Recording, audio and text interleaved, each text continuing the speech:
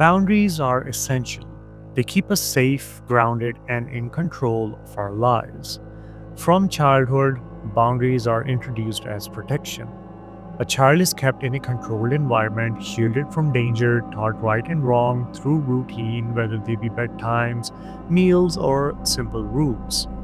As they grow older, these boundaries expand. The child begins to explore the world, learning independence through trial and error, forming personal limits for self preservation. But what happens when those boundaries are never respected? No Means Nothing is a psychological horror game built entirely around that question. You play as a man at his lowest point, unemployed, exhausted, and still living under the authority of his overbearing mother. He's constantly reminded of his failures. She threatens to kick him out if he doesn't get a job, an ultimatum with a deadline of 5 days. 2 days pass, nothing changes. On the third day, a coincidence, or perhaps fate, intervenes. An old friend, Radek, reaches out. Radek offers him a job at a store.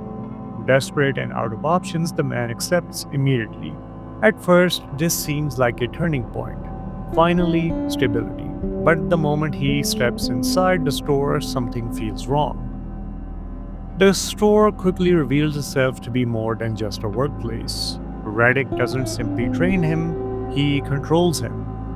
The conversations are subtle but unsettling. Radek presents himself as helpful, almost generous, yet every interaction carries an underlying manipulation. Because Radek gave him the job, he treats the man as if he owns him. Radek knows his vulnerability, he knows his desperation, and he exploits it. He pushes the man to ignore his own discomfort, to let his boundaries dissolve one decision at a time. He uses guilt as a weapon, making the man feel responsible for Radek's well being, suggesting that saying no would make him a terrible friend. This dynamic slowly escalates. The more the man hesitates, the more Radek pressures him, and eventually it becomes clear. Radek has ulterior motives. He thrives on the man's helplessness, on his obedience, on his inability to refuse. At this point, the game gives you a choice. When everything reaches its limit, the man is faced with a final decision. If he stays grounded, if he holds onto his boundaries, he can leave the store.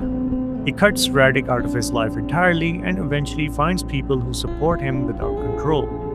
But that choice requires him to say no, and that is something he has never been allowed to do. If he continues to repress his emotions, if he keeps ignoring the discomfort, if he gives in one last time, then Radek fully takes control. The man stops resisting, his needs, his voice, his identity all become secondary. He no longer acts out of fear, but out of conditioning. He exists only to comply. In the end, the pressure turns inward. Unable to escape Radek's manipulation and unable to confront it, the man finally snaps.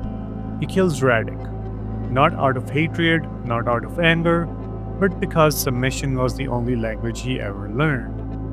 And with Radek gone, nothing changes.